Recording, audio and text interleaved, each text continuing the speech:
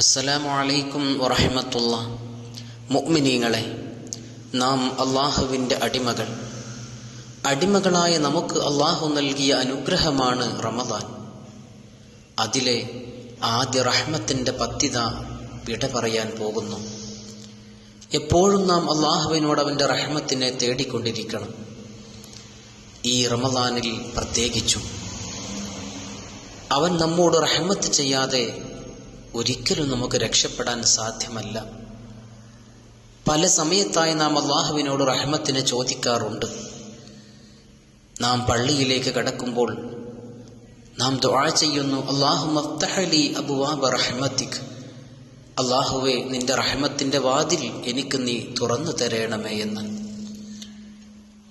രണ്ട് സുജൂദിന്റെ ഇടയിലെ ഇരുത്തത്തിൽ നാം ചൊല്ലുന്നു, റബ്ബിഗ്ഫിർലി വർഹംനി എന്ന് തുടങ്ങിയ ദിക്ർ. പടച്ചവനെ, എനിക്ക് നീ പൊറുക്കേണമേ, എന്നോട് നീ കരുണ ചെയ്യണമേ.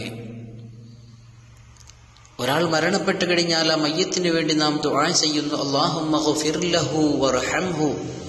ഈ മയ്യത്തിനക്ക് നീ പുറത്തു കൊടുക്കണമേ, ഈ മയ്യത്തിനോട് നീ കരുണ ചെയ്യണമേ, റഹ്മത്ത് ചെയ്യണമേ എന്ന്.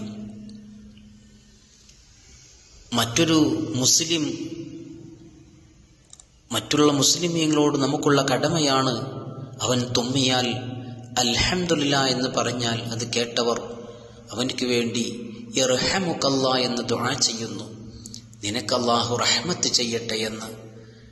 പ്രിയപ്പെട്ടവരെ, നാം റഹ്മത്തിനെ തേടുക.